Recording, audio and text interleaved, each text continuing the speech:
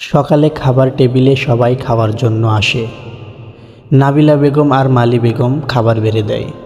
নতুন ওর নিজের খাবার নিয়ে খেতে থাকে। আহনাফ চৌধুরী খাবার খেয়ে বলে, খাবার বেশ ভালো হয়েছে। কে রান্না করেছে? নাবিলা বেগম বেশ খুশি নিয়ে বলে, আমি আর মলি রান্না করেছি খাবার। সত্যি কি অনেক ভালো হয়েছে? আহনাফ চৌধুরী নাবিলা বেগমের কথা শুনে ওনার দিকে দেখে, তার বউ আজকে বিয়ের পর প্রথমবার রান্না করেছে।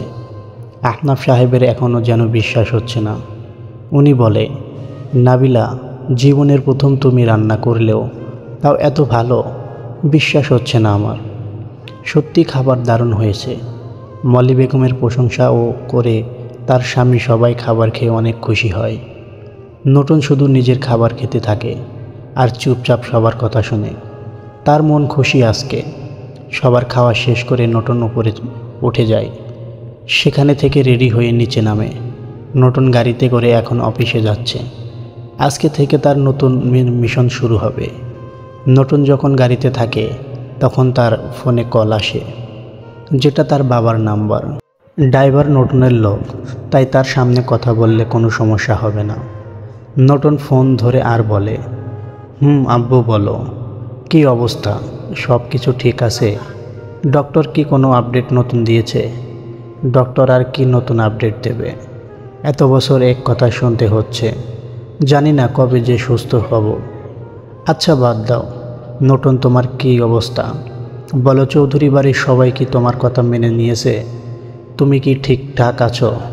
নতুন, আব্বু আমি ঠিক আছি, আর সব কিছু ঠিক আছে। আমি যেমন করে পরিকল্পনা করেছি সবাই সেরকম করে চলছে। আচ্ছা আব্বু, আমাদের সাথে কেন এরকম হলো? মাঝে মধ্যে মনে হয় এই পৃথিবীতে সবাই শুধু আমাদের টাকার জন্য ভালোবাসে। আমি কি এতটা খারাপ আব্বু যে আমাকে মন থেকে একটু ভালোবাসা যায় না? নতুনের কথা শুনে ওর আব্বু বুঝতে পারে তার মেয়ে ঠিক কতটা অসহায় অনুভব করছে। আব্বু বলে, আমার মেয়ে এই পৃথিবীর সবচেয়ে ভালো মেয়ে। সবাই তাকে ভালোবাসবে, তবে সবার জন্য ভালোবাসা পাওয়া এত সহজ হয় না। নতুন আর এই চৌধুরী বাড়ির থেকে ভালোবাসা অর্জন প্রায় অসম্ভব। ওরা শুধু টাকাকে ভালোবাসে, অন্য কিছু না। হ্যাঁ আব্বু, ঠিক বলেছ। ওই চৌধুরী বাড়ির টাকা ছাড়া কোনো মানুষের দাম নেই। তবে ওরা এখনও নতুনকে চিনতে পারে নাই। আমি ঠিক কতটা খারাপ সেটা আজকে থেকে ওরা বুঝতে পারবে। নতুন আর ওর আব্বু অনেক সময় কথা বলে। এরপর নতুন তার অফিসে পৌঁছে যায়। নতুনের গাড়ি অফিসের সামনে গিয়ে দাঁড়ায়।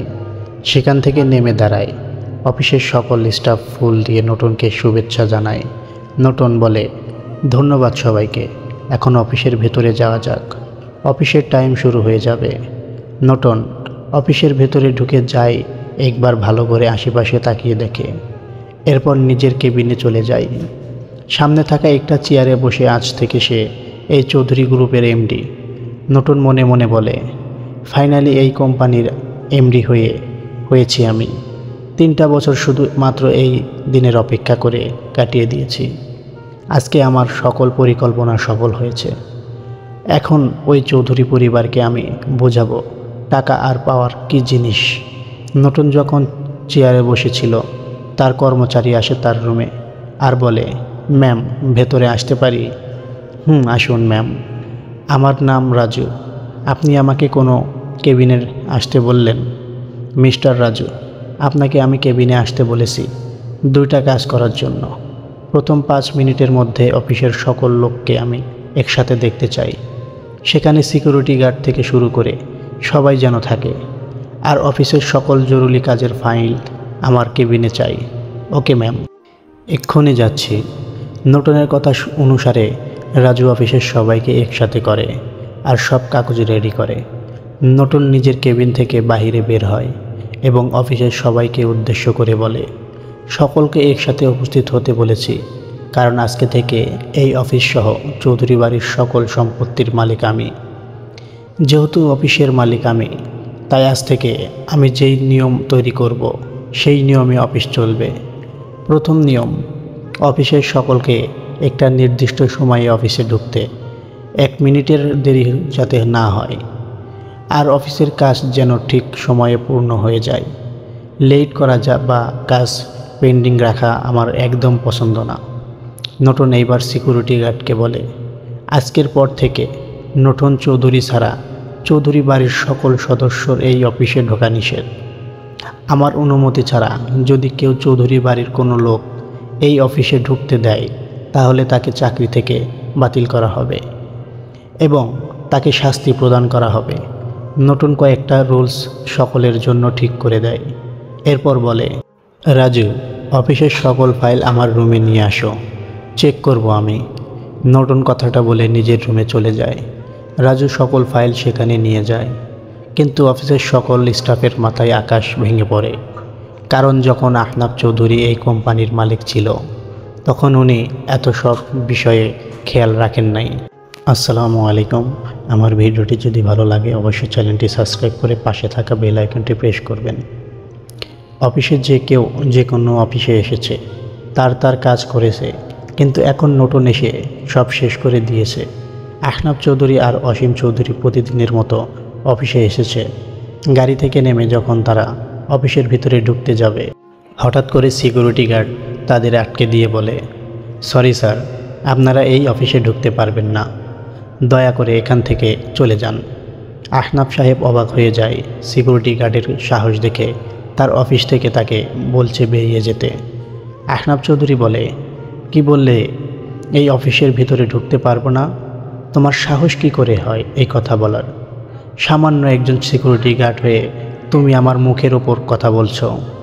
সরি স্যার, কিন্তু নতুন ম্যাম নিষেধ করেছে চৌধুরী বাড়ির কেউ যেন আজকের পর থেকে অফিসের ভিতরে ঢুকতে না পারে। আর যদি এখন আমরা আপনাদের অফিসে ঢুকতে দেই তাহলে নতুন ম্যাম আমাদের চাকরি থেকে বরখাস্ত করে দেবে। আহনাফ চৌধুরী আর অসীম চৌধুরী ওর কথা শুনে রাগে তার শরীর জ্বলছে। নতুনের এত বড় সাহস কী করে হয় এই কথা বলার? আহনাফ চৌধুরী ফোন বের করে নতুনকে কল দেয়। নতুন ফোনের দিকে তাকিয়ে দেখে তার শ্বশুর আব্বু কল করেছে। সে জানে কি হতে পারে। নতুন চেয়ার থেকে উঠে যায় জানালার কাছে আর বলে, কি হয়েছে শ্বশুর আব্বু? হঠাৎ করে আমাকে কেন ফোন করলেন? নতুন, তুমি নাকি সিকিউরিটি গার্ডকে বলেছ আমাদের যাতে অফিসে না ঢুকতে দেয়। আচ্ছা শ্বশুর আব্বু, একটু ফোনটি সিকিউরিটি গার্ডকে দেন, তাকে সব বলে দিচ্ছি আমি। নতুনের কথা শুনে আহনাফ চৌধুরী তার ফোন সিকিউরিটি গার্ডকে দেয়। নতুন বলে, গার্ড, আমি তোমাদের তখন যা বলেছি তাই করো। সুন্দর করে আহনাফ চৌধুরী আর অসীম চৌধুরীকে অফিস থেকে বের করে দাও। ওনারা যেন অফিসে ঢুকতে না পারে। সিকিউরিটি গার্ড আর কি করবে? সে আহনাফ চৌধুরী আর অসীম চৌধুরীকে জোর করে অফিস থেকে বাহির করে দেয়। নতুন জানালা দিয়ে সব দেখতে থাকে আর হাসতে থাকে আর বলে, এখন মাত্র অফিস থেকে বের করে দিচ্ছি, এরপর দেখেন শ্বশুরাব্বু আপনাদের সাথে আমি কি করি। নতুন কথাটা বলে নিজের কেবিনে চলে যায়। এরপর নিজের কাজ শেষ করে বাড়িতে ফিরে যায়। নতুন যখন চৌধুরী বাড়িতে ঢুকে তখন সবাই তার দিকে এগিয়ে আসে। নতুন সেটা দেখে বলে, কি হয়েছে, এখানে সবাই এরকম এগিয়ে আসছেন কেন? নতুন, তুমি কেন আমাকে আর অসীমকে অফিস থেকে বাহির করে দিলে? ওই অফিসের এমডি আমি। নতুন কথাটা শুনে একটা ডোনট কেয়ার ভাব নিয়ে বলে, অফিসের এমডি আপনারা আগে ছিলেন শ্বশুরাব্বু, কিন্তু এখন আর নেই। অফিস আমার, আর সেখানে আমি কাকে ঢুকতে দেব কাকে বাহির করে দেব সেটা পুরোটা আমার বিষয়। তার জন্য নিশ্চয়ই কাউকে কৈফিয়ত দিতে চাই না। অসীম চৌধুরী বলে, নতুন, তুমি কিন্তু অতিরিক্ত করে ফেলছো। আমরা তোমার সব কথা মানতে বাধ্য নই। আর তুমি জানো ওই অফিসে বড় করতে আমাদের কত কষ্ট হয়েছে। সেই অফিস থেকে তুমি আমাকে বাহির করে দিলে। কি বললেন? অফিস বড় করতে কষ্ট করেছেন? আপনারা কি কষ্ট করেছেন শুনি? অফিসের প্রতিটা হিসাবে গণ্ডগোল রয়েছে। গত 2 বছরে কোনো উন্নত হয় নাই, শুধু লস হয়েছে।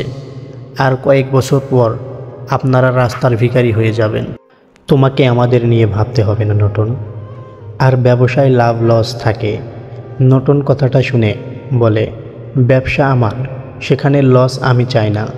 আর আজকের পর থেকে অফিসে আপনাদের ঢোকা নিষেধ। আর চৌধুরী বাড়ির সকল খাবার আপনাদের জন্য নিষিদ্ধ। যদিও নিজেরা রোজগার বাজার করতে পারেন তাহলে শুধু খাবার পাবেন। চৌধুরী বাড়ির সকলে নতুনের কথা শুনে অবাক হয়ে যায়। তারা ভাবতে পারে নাই নতুন এরকম করতে পারে। আহনাফ চৌধুরী বলে, নতুন, তুমি এইসব কি বলছো? খাবার বন্ধ মানে? আর রোজগার করতে হবে কেন? আমাদের অফিস থেকে টাকা আসে, আর আমরা রোজগার করব কি করে যদি তুমি আমাদের অফিসে যেতে না দাও? আপনারা কি করে রোজগার করবেন না করবেন সেটা আপনাদের বিষয়, কিন্তু আমার টাকা দিয়ে আজকের পর থেকে এই বাড়ির কোনো লোকে খাওয়ানো হবে না। যে টাকা দেবে তার খাওয়া রয়েছে, আর যার টাকা নাই তার খাওয়াও নাই। যদি অফিসে ঢুকতে না পারি তাহলে কি করে টাকা রোজগার করব? রাস্তায় ভিক্ষা করে? যদি দরকার পড়ে তাহলে ভিক্ষা করবেন, সমস্যা কি? কিন্তু আমি কোনো টাকা আপনাদের খাওয়ার জন্য দেব না। নিজের বউ নিজের সন্তানদের খাওয়ানো দায়িত্ব আপনাদের। যদি না পারেন তাহলে না খেয়ে থাকবেন। আপনারা না খেয়ে মারা যান, তাহলেও এই নতুনের কোনো কিছু যায় আসে না। আজকের পর্ব দেখে দয়া করে নতুনকে ভুল বুঝবেন না। নতুন কেন এরকম করেছে সেটা পরের পর্বে জানতে পারবেন। তাই আগেই নতুনকে খারাপ মনে করবেন না, আর কোনো ভুল করলে মাফ করে দিবেন।